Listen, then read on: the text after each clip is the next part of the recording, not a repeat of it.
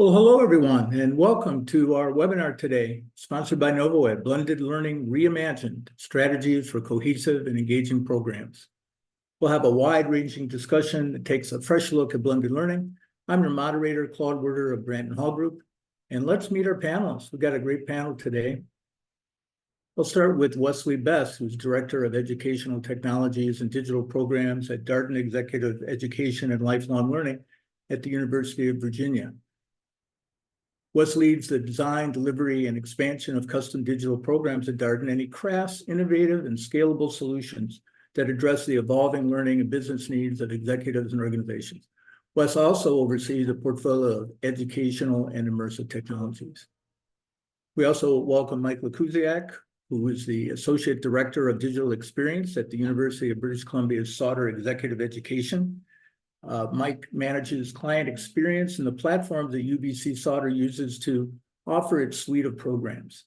Mike supervises a team of program coordinators and studio staff who produce open enrollment and custom programs online and in person. And Mike's background is in journalism and innovative digital storytelling. And Todd Moran, who's a learning strategist, business transformation evangelist, and digital workplace expert with over 20 years of industry experience, spanning startups to nonprofits and large multinationals, and his current role of Chief Learning Strategist at NovoEd.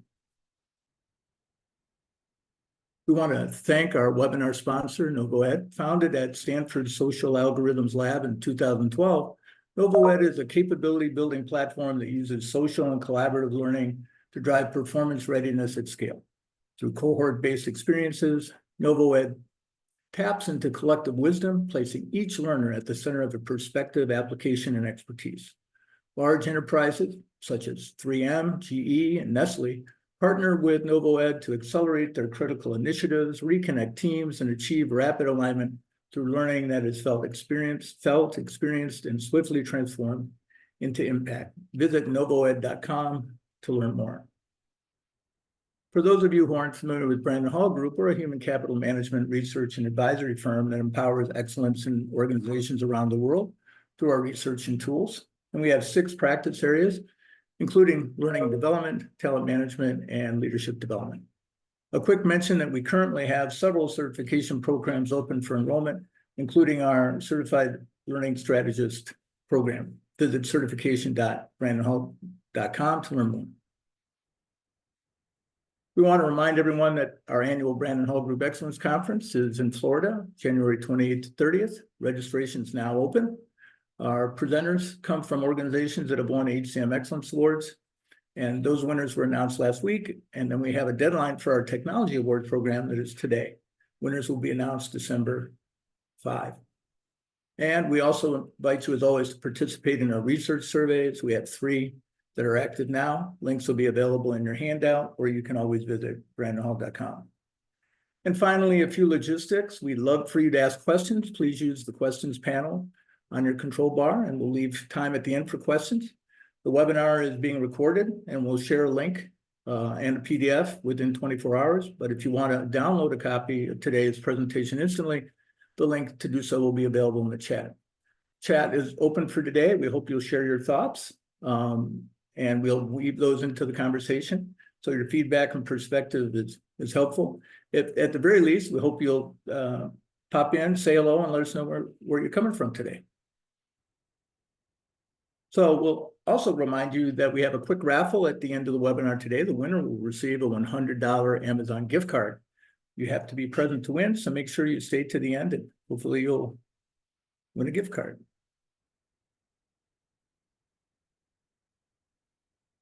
Sorry.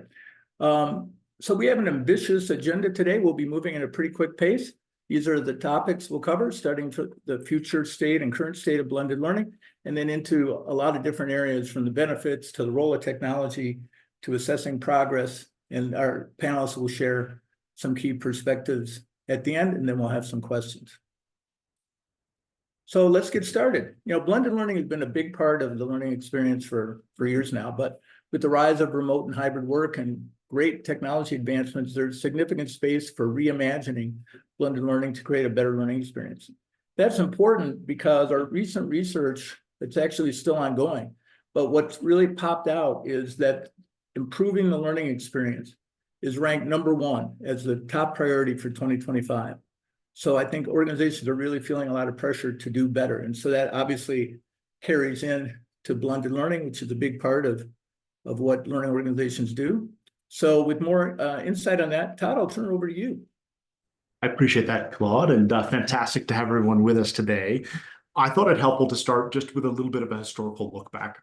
I spent the first 15 years of my career running large-scale L&D, digital business transformation. It last several at Schneider Electric, and this historical definition of blended was oftentimes fairly simplistic, right? Let's marry ILT, often and almost exclusively for a period of time in a classroom-based model with some form of digital activity, or that was generally speaking kind of self-guided. We've watched, to Claude's point, with this incredible emphasis on learner experience in sort of an explosion of the variance of what takes shape and what defines blended learning today. And I wanted to add this stat in that bottom left corner. This is a little bit dated from the Microsoft Work Trend Index report from 2021. However, they just refreshed it about 9 months ago. And this is really sort of asking folks, whether you're coming in the backdrop of an exec ed program in higher ed, where you're going to hear from brilliant inputs today from Mike and Wes, or you're on the corporate side or workforce side, this expectation of what does work look like now and moving forward. And this idea that sort of 70% of the 5, almost 6 generations in the workforce today have an expectation of flexibility in work setting. And lots of organizations are definitely returning to a bit of a forced return to office where possible. And so there's this opportunity to sort of bring back elements of in-person. However, I think the recognition of needing to meet the need of individuals from a work setting where there's an expectation that blended becomes kind of the norm, cascades into the workforce development, into the learning side. So if the expectation for work is it can be a balance of work from home, digital, and physically in person, that should be what we're sort of marrying together when it comes to delivering learning solutions. And so if we fast forward, and Claude, we were to take a look at sort of what this means today, we try to put a couple of sort of different models or permutations of blended learning that we've seen taking shape across our install base and our clientele, and maybe some of you are experiencing these today. So it's not just the basic definition of classroom-based ILT in some form digital. There's lots of permutations here. And so whether it's something that is, indexing heavily on sort of the flipped model or flipped classroom, where there's an extensive amount of offline assessment work, consumption, orientation, skill building, then married with a couple kind of marquee in-person events, whether that's virtual or physically in person. That's a model. This idea of enhanced virtual, where it might be sort of the reverse of that, maybe more of an emphasis for the luxury of folks that have abilities to bring folks onto campuses, if you're in a kind of an exec ed or higher ed setting, or even in an office setting, that face-to-face focus. The point being, there's lots of variance, lots of permutation. And I think each of these sort of uniquely brings about a whole series of benefits. And maybe, Claude, that's a great sort of next step, is what do those benefits really look like? And we can kind of get into that and the perspective from Wes and Mike here. Yeah, great. So yeah, let's jump right in. And Mike, let's start with you talking about, the benefits of blended learning and how your organizations and your learners have benefited from it. Yeah, thanks. And yeah, it's great to be here. We have to look at this in a couple different ways as Sauder Exec Ed. I mean, we are getting demands from clients to be highly flexible and to be able to offer all of these different modalities of learning throughout the programs that we produce for them. But we really are constantly just attuned to the need to obviously offer that flexibility, but then the want to offer a kind of a retreat experience, or in a lot of cases, people will come to our exec center and they'll take a program with us, and there needs to be really, highly produced digital appendages to that program, whether that's virtual or in person, activities in person that are then augmented by what's offered virtually. We need to be highly flexible, and a lot of these things, and this is kind of congruent with the research that we're seeing and the things that we're paying attention to, is it all has to be bite-sized It has to fit to schedules that often we're really juggling, trying to make things work for particular clients. And we've gotten to a state where basically all of our custom programs that we offer and design for clients have some form of blended element to them. And that's, I think that's table stakes now. But it allows for us to be very creative in terms of the program design and to really chart that over time and make sure that we're really hitting the mark. Yeah, there's just so much there in terms of what you can design in a blended format. In terms of how we're leveraging it, I mean, it's always moving target, but making sure that we're really following the client experience throughout. Okay, Wes, how about you?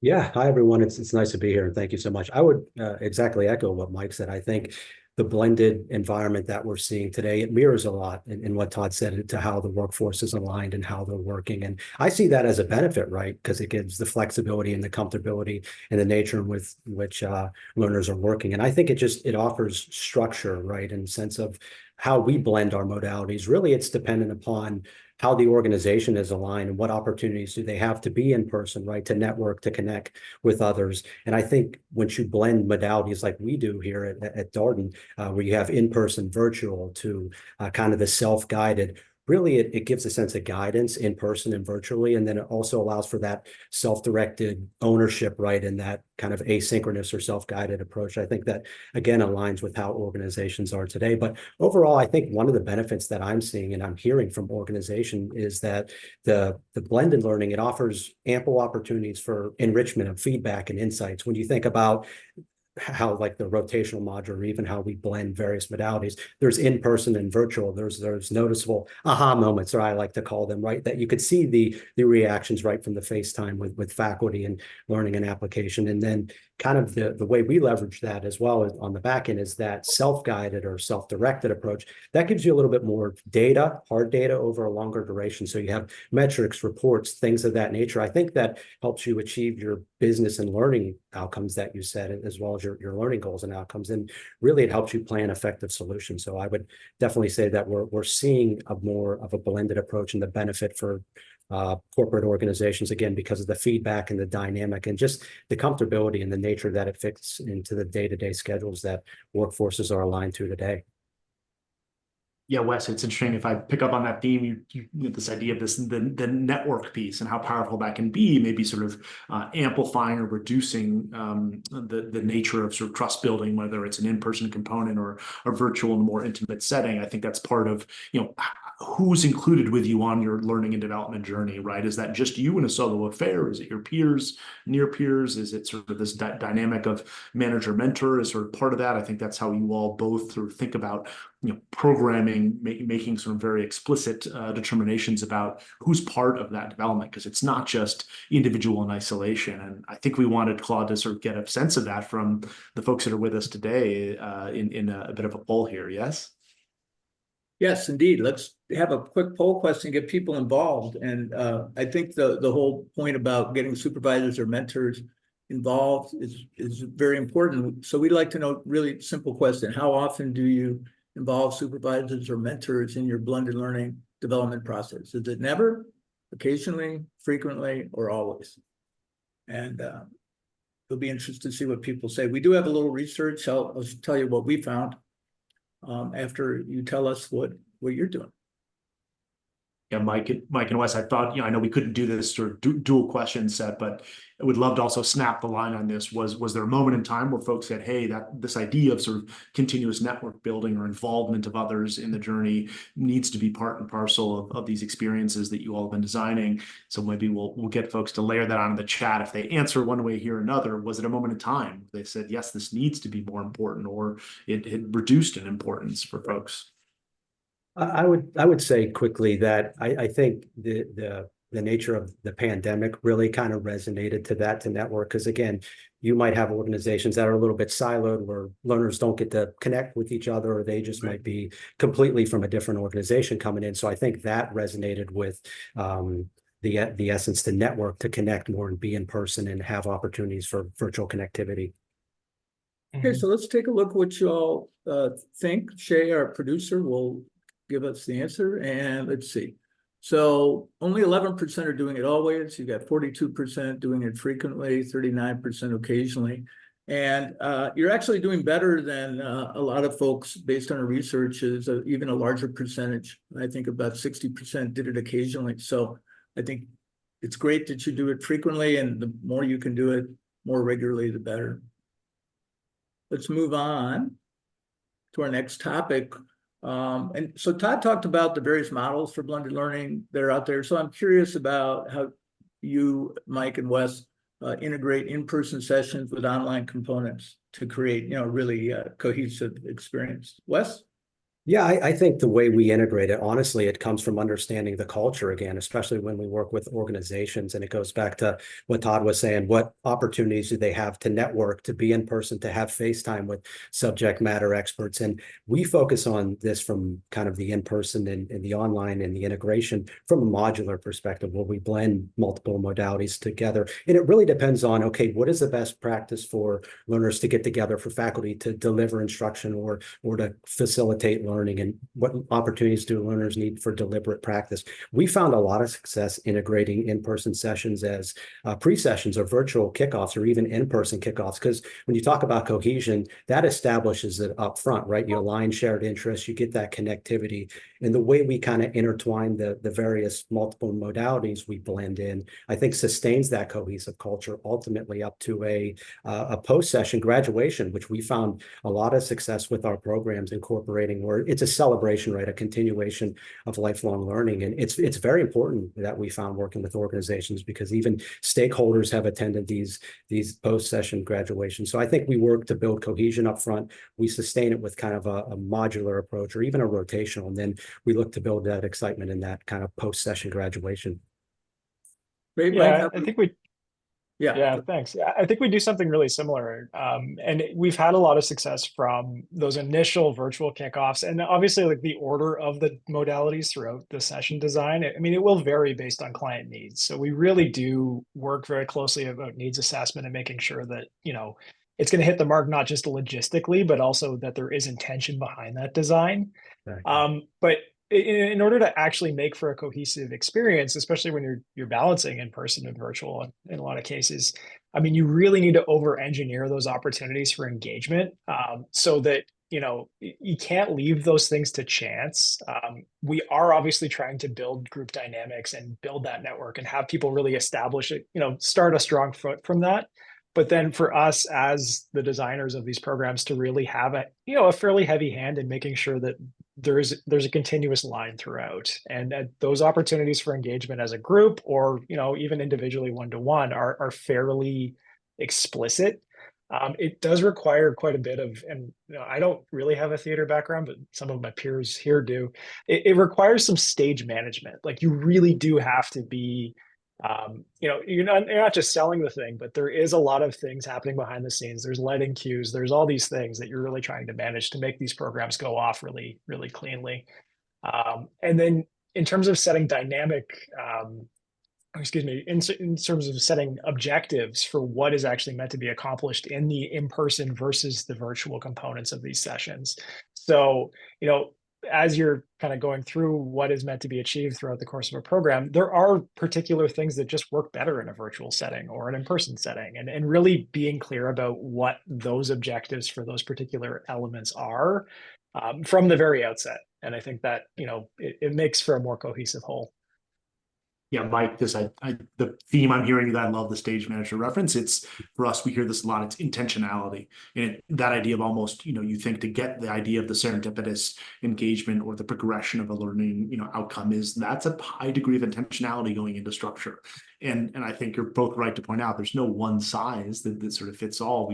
We've got some of our corporate clients that say, hey, listen, the nature of this program requires a high degree of intimacy in terms of the nature of the audience we're serving. So we're going to have more frequent and interspersed moments for that in smaller form factor to build some of that ongoing trust, versus some other maybe large form factor programs that can have wild success with an opening kickoff and a closing component as a capstone. So I think that's part of our maybe message to folks, right? Is intentionality is the norm, but sort of flexibility based on audience and program are, also key considerations.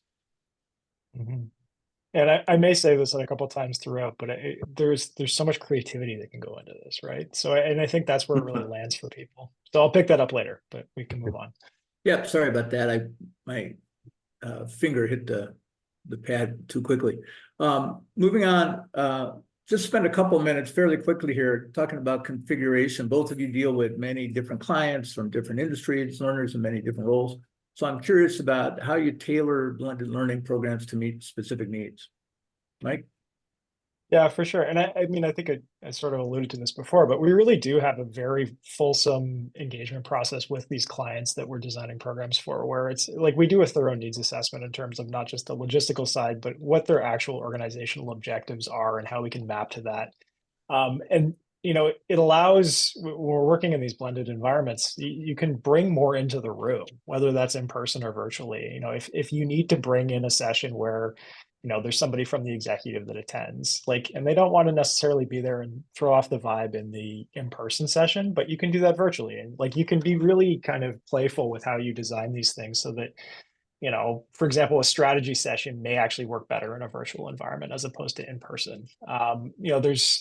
We really lean a lot on our faculty who, are the subject matter experts in these cases to, do a bit of a pulse check of, okay, what do we think will actually land best in which component of this program? And the end goal, and often what we are seeing is that we get, a real tailored solution that feels correct for their scope, the client's scope and their priorities. And I think there's a continual feedback loop that happens. We are really partnering on this, especially with the larger clients that we work with over a period of time, and really ensuring that we are those partners that we can design programs, and there's different elements and different phases of these programs in a lot of cases too. So yeah.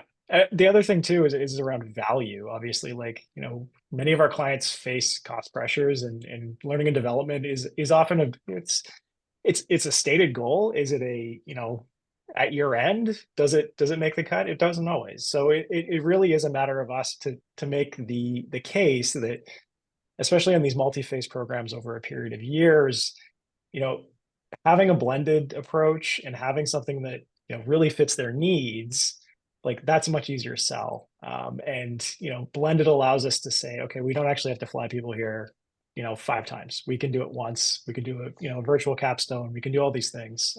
So yeah.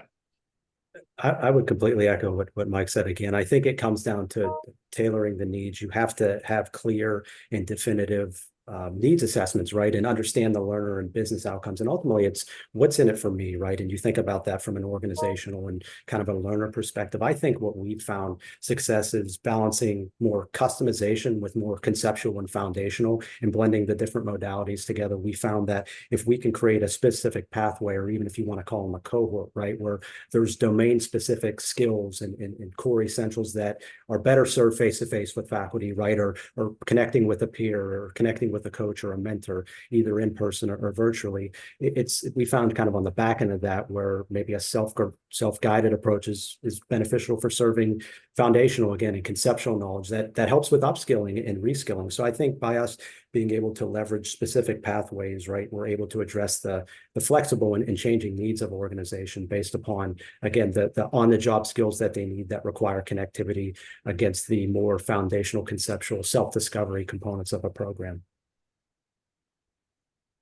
Okay, and we can maybe talk more a little bit during the key takeaways and questions. We're going to move on to technology in a minute, the role of technology, which is obviously important. But first, we want to get your take on how you're feeling about your current learning technology and supporting blended learning. Do you feel it's not at all effective, somewhat ineffective, somewhat effective, or very effective? We'll just answer that real quickly and jump into our discussion of technology. Always interested in how people are feeling about their current technology. It's always, people always aspire to more, but how's it working for you right now? Yeah, and I wonder, Mike and Wes, I think part of the underlying basis of this question is, right, it's not a one-time answer, right? There's sort of the continuous assessment of what are you doing from a technology standpoint, and in many ways the burden being placed upon program leads, designers, leadership that are making decisions about what technology makes its way in is not a, hey, I'll make one call on my core LMS and sit on it for 20 years. It's I a think there's process. this idea of becoming conversant constantly in tech and tools and systems. And that's not just because that, massive advent of AI and Gen AI. I think it's just sort of this ever increasing complexity in terms of the landscape. All right, Shay, our Yeah. producer, will let us know what people think. And so about 60% think it's somewhat effective, only 10% think it's very effective. And thankfully, only 5% feel like they're saddled with technology that's not effective at all. So that's about what we would expect. That's fairly typical, and we'll drill into that now a little bit. So the obvious question, based on those answers, is how are you all integrating various tech tools and platforms to enhance the effectiveness of blended learning? Mike? Yeah, I mean, it's funny that, Todd, you mentioned AI too. But it's a constant moving target, but really it just needs to be seamless. It needs to be the connective tissue of the programs that we offer, and it can't be too, on the nose. It kind of has to blend into the background. And I think that's always the line that I walk, and in the conversations I have with leadership at the university here as well, because we have a kind of a suite of tools that we could use. We've chosen a very explicit set of tools to use just based on the fact that we live and die on first impressions. It needs to be really, really dead clear about what the progress is. It's got to be, it has to look really sharp, but also be effective. So it's a constant moving target, but I do err on the side of simplicity. And with a healthy degree of skepticism on, the sort of neatest, latest, and greatest. I mean, there is a lot of things that we can apply, but are they being applied effectively and thoughtfully? And we, from a basic perspective, there needs to be clarity around communication. There needs to be a really good, seamless experience in terms of if someone has a question, is it instantly answered? Is there clear expectations set around time commitment, around things like that, and all of the wrapper of all of that is the technology suite that we use. On the faculty side too, and this is again where we sort of lean on best practices in teaching and learning, and the people that are doing it in a classroom or in a boardroom every day. Some people just teach better in particular formats, and when it comes to blended formats as well, or not better or worse, but they teach differently. And I think that's where the approaches need to come in. And there needs to be a real fluency in the tools that we're using among every member of the team. And that includes the faculty group and the people that are in front of the room. So that is, for us, it's a challenge, but it requires, it's incumbent upon me in my role to make sure that everybody has that fluency. And that only makes for a better product. Oh, absolutely. I think, from what I heard, Mike, it has to complement faculty's teaching styles, I think, which is a big consideration of us. And in technology, the way I see it is it's really the avenue to practice, reflect, network, collaborate. I think what we try to do is provide a uniqueness factor, especially when you think of our demographics today, right, that we're serving. They're working professionals who use technology every day, maybe every minute, an hour. So I think what we try to do is introduce technology that is pedagogically sound. It supports teaching and learning, but also we want to introduce technologies that may be of value and consideration for learners in their day-to-day jobs, right? And whether or not they can use it and it's applicable for this role or that task. So I think what we're trying to do is foster discussion and a sense of curiosity, again, whether or not the technology is applicable. We had a program that we conducted in this past fall, and we used the metaverse, right? There was experiential learning at a distance for sessions. There was some in person. In addition to, teaching and learning and collaboration, there was real conversations around, hey, could you use the metaverse for job interviews? Could you see it replacing web conferencing? So again, I think complementing the teaching and learning style, right, and the collaboration, I think if you introduce and expose it in the right manner where there's opportunities to utilize technologies with others, either in person or virtually, and the opportunity to kind of independently self-discover if it's a benefit for you, I think it enhances the value of program and experiences even more. Yeah, Wes, and I think, sorry, please, go Mike, ahead. go. No, please. I was just thinking too, because I mean, I think Wes and I are very privileged to be in university settings where we actually have we may have a suite of tools that not every organization has access to, or we have arms of the university or particular, teaching and learning centers within the university that there is a degree of experimentation that can occur there.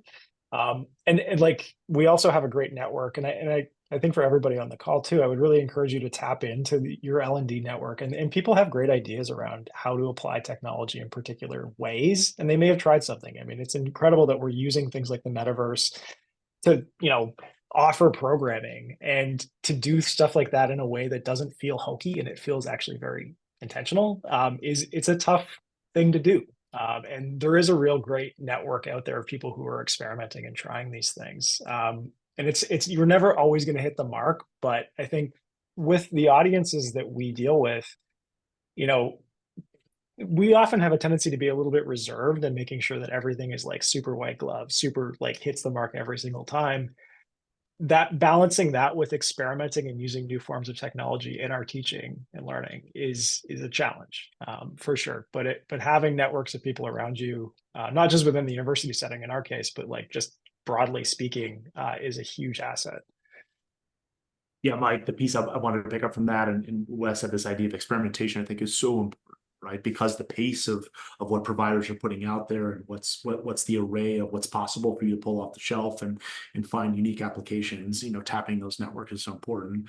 The two other pieces that I think I'd want to say here on the technology side that I think have merit for folks listening is, there is this ever increasing expectation because of the consumer grade experience of all the other tech that's in people's lives when they move into kind of this learning piece. If there's just this sort of gross discrepancy of like, wow, that seems incredibly outdated, or it doesn't apply to my role, or I can't, it's such a jarring piece, people are going to sort of tune out pretty quickly. And that sense of learner engagement becomes so critical, whether you're, again, in exec ed, higher ed, workforce, you name it, kind of, K through gray model for education. That is really important, and sort of meeting the nature of sort of the consumer grade, where, good enough is not necessarily good enough anymore, especially when I think some of the, younger generations, kind of in the workforce have an expectation about how technology can and should be meeting their needs. Why should that be any different when it comes to sort of developing, one's path and career and et cetera. But. Okay, so with the role of technology, it's a good segue into the kind of challenges that people are facing. And before we talk about it, we want to let you have another chance to weigh in. We're not asking you to give us just one answer here. You can answer more of you. In other words, choose as many that apply to you here between lack of technology infrastructure or integrating suitable digital tools, learner engagement, time constraints, balancing the blends effectively, assessing learner progress, ensuring equitable access, maintaining consistent quality, adapting to diverse learning styles. Probably all of these are challenges to some degree, but maybe pick a few that are particularly compelling for you. And then that we can maybe fold those into our discussion here on conquering challenges. And we're going to try to handle this in about 5 or 6 minutes of discussion. Maybe Claude, we should have added a K, all of the above, if I'm sequencing that. Yeah, right. we probably should have put that right. For folks. Yeah. So, Jay, I mean, it's a huge area, right? Like there's so many different things that you could think about here. But yeah, I'm really curious what the room thinks. So Shay, let's take a quick look and see what the biggest one. So obviously there's a lot of them, but the biggest ones seem to be learner engagement. I think we can talk to that, followed closely by time constraints, which I think we're all battling on a number of levels, not just with blended learning. And then it looks like it drops off a little bit to 40% for assessing learner progress, which we're going to get to in a couple of minutes in terms of talking about measurement and assessing progress. So let's get into the conversation on challenges, maybe some of the key ones that you folks have overcome. Wes, we'll start with you.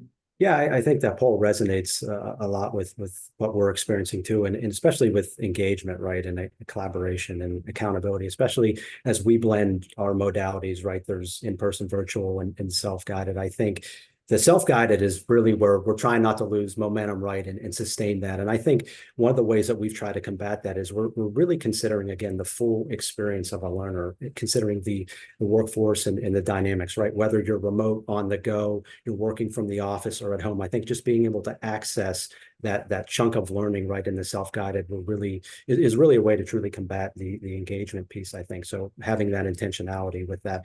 I think the biggest thing though for us is we, and it alludes back to the poll that was previously posted, is we leverage the supervisor and manager experience as well as coaching and mentorship, especially in that virtual or self-guided component. And the supervisor or manager, that experience is very critical, because if you think about it from their perspective, what they're doing is they're contextualizing what a learner is experiencing to put them in position to use their skills, right? It's not to monitor the progress. That may be a part of it, but again, it's to understand what they're doing and to participate in what I call a light version of that experience, so to speak. And I think when you add the coaching, right, and the mentorship, it adds another human connectivity and a checkpoint, I think, which truly can combat some of the engagement and accountability. But I think overall, what we've noticed in particular working with organizations is we do focus on the notion of a capstone project or a capstone assignment that is project based, right? It's very meaningful for that learner because there's an emotional attachment, right? There's an incentive for them to participate,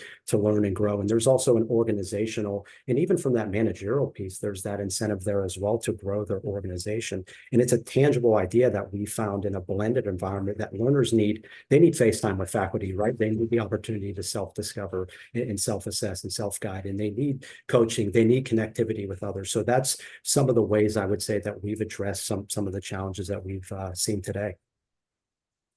Yeah, it's funny too. I'm thinking about the capstone element because we use that quite a bit, and actually the role of mentors or supervisors within someone's particular organization in that process is kind of interesting, and we've done that in a couple different ways. But having the capstone project include guests from someone's organization, if it's a more broader audience program, that's kind of interesting and can be managed a couple different ways.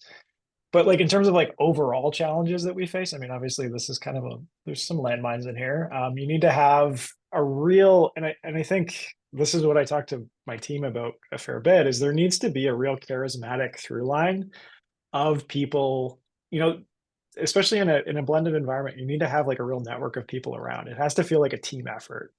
And so that comes from the faculty, and often they're the face of these things, but there needs to be like a support staff that is really truly along for every step of the way, feeling that people are supported throughout that process, that there's intentionality behind the design of the process, and that those touch points are really engineered. We do a lot of reflection exercises, do a lot of group coaching and individual coaching. I mean, it's a thing that is often built into the program design more broadly, but we've found good success in group coaching, especially with organizations that have a lot of silos in them. It often is a nice supportive measure for us to offer that. And then in terms of how this is all presented, and especially we've been talking about technology, how does this all look on the page? How does this all, how do people experience this on their dashboard in their learning experience platform, for example? There needs to be real curation. There needs to be real discussion prompting. Thoughtful stuff, and opportunities for people to go away, apply on the job, reflect, especially over time. And so that it's a huge ask of a program design to encompass all of the things. But those are some of the things that we've found success in terms of just designing things that feel wholesome, that it feels like there's a real team behind. Yeah, it varies widely. Yeah. It's deliberate, right? And it's intentionality, not just to check a box, right? It's very deliberate opportunities. Mike, Wes, I'd be intrigued. Maybe we could pull a little bit of the commentary from the chat in here. I posed, hey, did we miss anything on that list of enumeration of 18 challenges? And Robert shared one from his perspective about instructor resistance to engaging with different technologies. Love to get your reaction. Is that a happening real time at Darden and UBC Sauder, or have you sort of crossed that hurdle, or is it love some perspective on that one?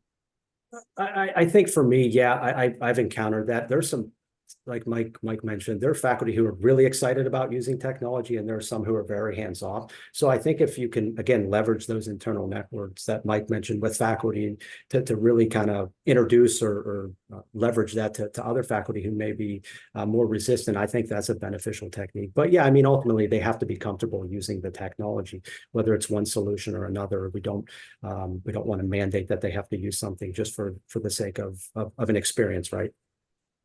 Yeah. And I think it's kind of engineering buy-in too. And there's a degree of like, especially with our research faculty, like if you can show them research that indicates that there is real thought and intention behind the way that we're doing things and the way that we're doing things, their role in that is only more clear, right? These are very busy people, often having some resistance to using or picking up a new platform, or like that's totally understandable. But if you can make the case for why the end product is improved by their engagement with that, that's where we've gotten some traction. I think a little bit about, obviously we had to adjust quite a bit during the pandemic. We offered all the programs virtually for the first time ever, and we had to convert everything. And there's some faculty who have been teaching in a classroom for 20 years and don't have, a fluency with presenting in an online environment. And that totally makes sense. So we actually drew from, it's a performance coaching, right? It's trying to make someone appear differently in a different environment, engage with people in an online space that they may not have previously done. And we did see a lot of success with that. It's incremental and it's not always, success stories, but there was quite a bit of positive progress, especially in the last couple of years. Brilliant. We could probably go on for more time. Maybe we can come back to this toward the end if we have time, but I want to move on just to make sure we can talk a little bit about measurement and assessing progress. So what strategies do you use to manage learner progress and measure the effectiveness of your programs? Wes, we'll go back to you. Yeah, I think this is ultimately the focus of how we design our experiences, where you first figure out, again, the objectives and how you're going to shepherd learners and organizations through an experience. I think, again, we place a high emphasis on our modular approaches in terms of the autonomy learners need, again, right, and the opportunities for reflection and self-guidance. I think, honestly, and it goes back to what Mike was saying, is you kind of need a team invested, right? And I call it proactive program management, where there's a human in the loop, so to speak. So you're showcasing empathy, you're building credibility, that you're not just behind the scenes, but you're out front. And I mean, we use metrics, reports, surveys, things of that nature in conjunction with learners and organizations. But honestly, to go back to one of my previous topics, is that capstone assignment. We've been able to demonstrate learner progress with that, right? You can see the ideas and the innovations being built over an experience, right? And how learners are receiving feedback from coaching and understanding kind of the conceptual knowledge and tying it all together and getting feedback from their managers, because we found that they present that to their organizations and their managers that we work with, and they showcase that at graduation. And I think from a business standpoint, when we work with organizations, the return on investment, it comes down to real tangible evidence as to if they're learning, right, and they're applying their tools and techniques on the job. But that capstone assignment, again, we found examples where it's making a real difference for an organization, a healthy difference, whether it's an increase in sales from their ideas, right, or reducing costs in this area, a new product launch. I think there are qualitative and quantitative measurements that we use as part of that capstone project throughout an experience that really demonstrates a hard return on investment, both for learners and organizations that we serve. Yeah, it's fun. I mean, obviously, we think a lot about return on investment because that's often what the success of a program is measured against. And we, it's such a tricky thing to truly put a fine point on at the end of a program, like what progress was made, and how did this organization get their money's worth out of this? And I think what we try to do is we really try to show, and it can't just be like time on a page. It can't just be like, those sort of analytics, but you need to be really thoughtful about, did someone get out of the program what they set out to get? Was that very clear from the outset what we were hoping for them to get? And also, what can we as the designers of that experience show their manager at the end of the day? And I kind of alluded to this a little bit with our, drawing from resources elsewhere at the university for technology stuff, but it truly, when we're trying to show return on investment and progress after a program has been completed or even midway, survey design is a real art. It's a real science. Like there is like, you can't just do happy sheets and expect that you're going to be able to show a client something that, this program succeeded. See, look, everyone loved it. There needs to be a lot more data behind it, and you need to design the program with that in mind from the very outset. So that it's a challenge for sure. But I think having the ability to, point to particular anecdotal things in the more qualitative space, right? At the end of a program, I think that goes a long way. And then if you can back that up with analytics and hard data, it is a compelling thing to show a manager that, or the director of learning in an organization that we did this. Yeah, Mike, I want to double click on that because your point about the survey instrumentation, it is, we see that with sort of all of our other, workforce clientele, and it's often sort of skipped immediately over and say, oh yeah, we do a learner survey at the end. It's 2 questions. Did you enjoy it? Will you apply it? And expecting that to be the basis of, getting ongoing continuing investment for named programs for huge populations, that's a no-go. And so, spending a little bit of time, I love how we both think almost like the work backwards. What do we want that survey instrumentation? What claims do we want to be able to make for the learner, for the organization we're serving? And then, have we designed sort of program to sort of meet that, but making that kind of part and parcel. And the other point I would make is, don't just keep the instrumentation tied to the learners themselves. I mean, to the extent that you can, cascade that back in a work setting to folks and allow them to sort of assess observable behaviors, getting into the sort of Kirkpatrick level 3, 4, if you're a fan of that legacy model, I think is powerful as part of that survey instrumentation. The sort of holistic perceived value is a lot of what we talk about at NovoEd. Yeah, absolutely.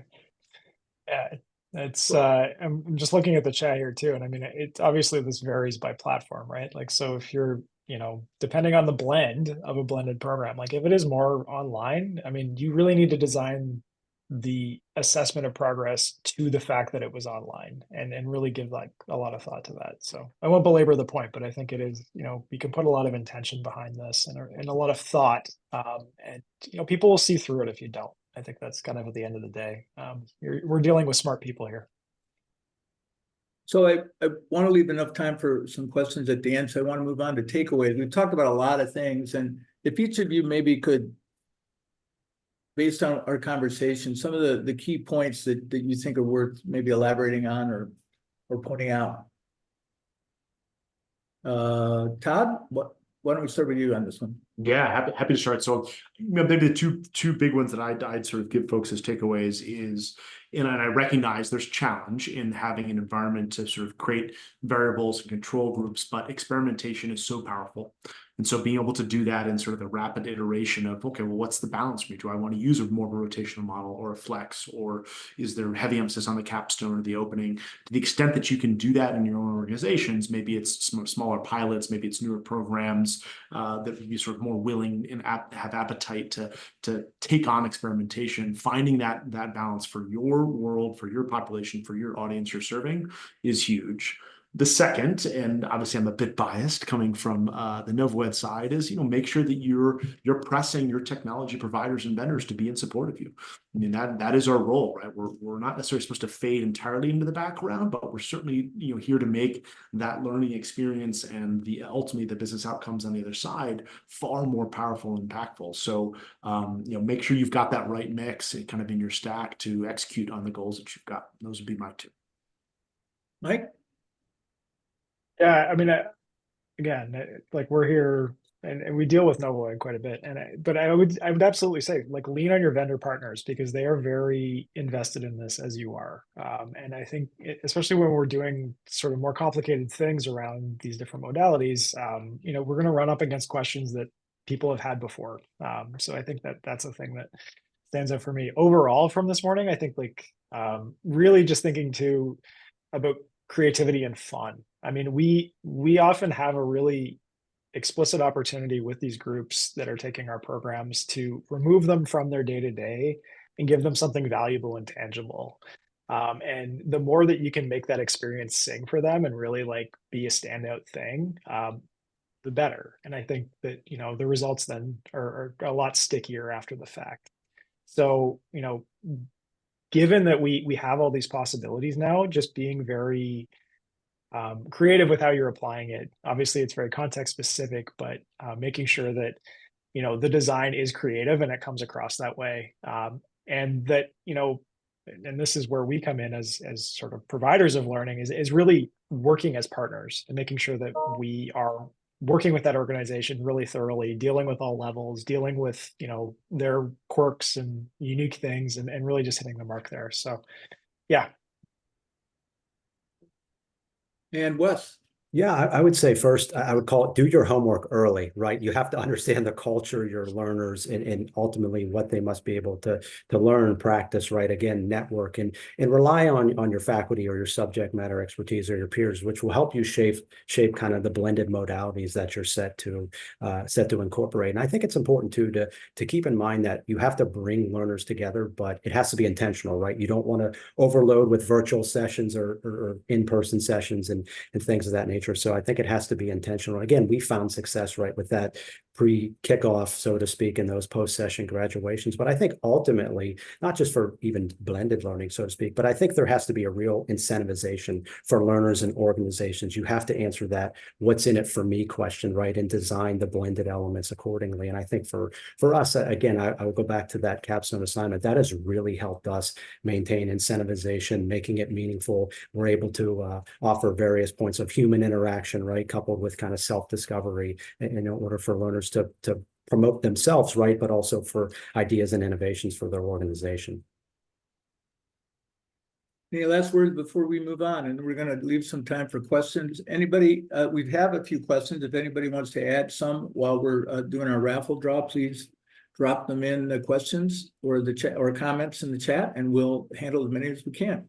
Shay, I'll turn over to you for real quickly for our raffle winner. Great. Thank you, Claude. Congratulations to Amber Dowski on winning today's prize, a $100 Amazon gift card. We will be sending you an e-card shortly to celebrate your win. Congrats. Claude, back over to you. Great. So let's tackle some questions. One that came early on that I get a lot, and I thought we'd throw that one out there first is, especially when it comes to executive education, how are you defining, when you talk about bite-sized learning and the importance of that, how are you defining that? What does that mean in the executive education context? Yeah, I think that was mine. I mean, I draw that from research that we got back earlier this year around, what trends in learning do we need to be paying attention to especially in the executive education space, because we're not just competing against other exec eds now, we're competing against literally everybody.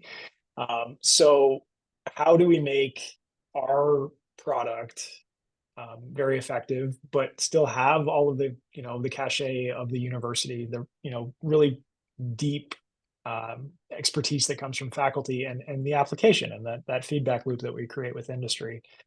Creating something that's bite-sized, I mean, it could just be like add-ons to a particular program, right? So you have your formal program, but then there's an executive coaching session that goes along with it. There's some element of asynchronous kind of front-loaded on the program that gets everybody speaking the same language. But people have very finite attention spans. So I think in the exec ed space, I mean, it's no different, right? We need to make it a meaningful, deep experience, but then also be cognizant of the fact that many of these people have very demanding roles that they're not entirely able to extricate themselves from to spend time with us.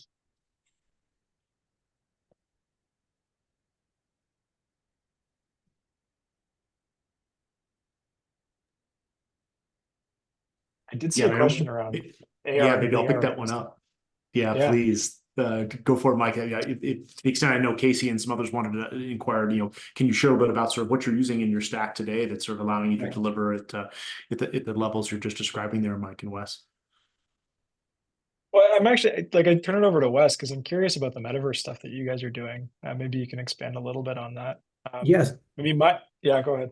Yeah, I'll say our metaverse. So I think the intentionality of it, right, is it's beneficial where learners go away, so to speak, right? So there's elements, it's a blended, right, where there's elements of in-person, then they go away for a certain amount of time, then they come back together. And that's how we incorporated it. It was mainly to start as a pilot, and then it kind of fulfilled into a kind of a full experience. So I think having the intentionality, having faculty who are excited about that, I think was one of the biggest interests and draws for us, is that as part of the faculty development there, and coupled with how we just thought we could make an experience unique as opposed to having a traditional web conferencing or something of that nature. So again, it's trying to provide that uniqueness. And what I mentioned before, technologies that potentially could be used at organizations. So I think if we blend again, if it enhances pedagogically, right, and faculty are excited about it, and it's an opportunity to put a little bit of a twist on a program or experience, I think we look to incorporate it. But obviously, I think you start small with a pilot, right? It's not something that you're probably going to scale into a very large program right away. I think if you find those short programs, so to speak, I think that's probably the way I would recommend to introduce that. Anybody else weighing Yeah. in? Well, I was just thinking too, because especially when it comes to these new tools and techniques, and that time away from the in-person, right? Like I know very early on we were looking at VR and how it could be applied, in a training setting. Is the the perception that people get a degree of greater empathy from engaging with stuff in VR setting. So how can we, as training providers, can we apply that to particular topics that make sense for that? And I think, it's a challenge for sure. Yeah, and I think what we not only couple the program experience, but we offer additional opportunities for learning. So there's different ways, like they can learn on their own for soft skills apps and things of that nature, that they can experiment with the metaverse, which I think was a draw, not just for the program implementation. It's not just to use it for the program, but you can experience this on your own, again, to see this is something you could maybe use every day. Mm-hmm. Any last words on this topic before we try to cut a couple more? I think we'll leave Okay, that well, one there. we had a question from Naomi. Curious to hear more about the feedback coaching models, individual versus group feedback. How often do learners need feedback on progress, and what happens when you change enrollment from, say, 20 people, not very many, to say 100? Yeah, I mean, we do a lot of group coaching stuff, and it's not large groups, right? Like it would be smaller groups, like maybe like it's a group of 4. And it depends on the format of the program, but making sure that there is that, and it's a bit different than having that degree of like team staff engagement, like a program team around you. The coach actually adds something a little bit deeper, in that they're able to really, it's not in a classroom setting, so people don't get their back up about sharing. It often allows for a degree of those aha moments that I think Wes was referring to too. It's like making sure that, and that feedback loop is established with the faculty leading the program, because ultimately what we want to create is something that's meaningful for these organizations, and we can't get there just solely based on the impressions of what their learning and development team thinks they need. So having a group coaching session, and occasionally it goes into individual too, will help us glean some of that. In terms of the actual format, and I think that was more the question, is like, how do we do that, and does it scale? It can. I think you just need to really staff it appropriately, and there needs to be real oversight. So we do have a team of coaches that we use on some programs, that work well together, and they're all certified coaches. They all they're used to doing that sort of stuff on large organizational clients, and it actually, to the ROI point that we've mentioned a couple times, it does provide a little bit more in terms of what we're able to say we progressed through. It's not purely like hard skills delivery that we did, but there is that element of like, okay, we not only did we offer programming for you guys, but they felt heard through it. So there's some of that. Yeah, and I think quickly we've noticed that individual coaching helps, especially with certain checkpoints in that virtual or the self-guided approach. And mainly it's to answer, as Mike said, the why, and to uncover those aha moments. But also for us, we found, again, to tie into the projects and capstones, but it's more informal input that they can provide, right, as it relates to the idea and innovations that organizations and learners are working towards. So I think if you sequence it kind of spaced, so to speak, throughout experiences, I think it'll be beneficial. At least that's what we have noticed here at Darden. Well, I'm afraid we're going to have to leave it there. We are at the top of the hour. I want to thank our great panel of Wes, Mike, and Todd. I think it's been a great discussion. We're getting great feedback from their audience. So thank you to NovoEd. Thank you for all of you for taking time out of your busy days to join us. And it's been helpful. And we look forward to seeing people back on a Brandon Hall Group webinar very soon. Thanks, everybody. Have a great rest of your day and rest of your week. Bye-bye. Thank you. Thank you.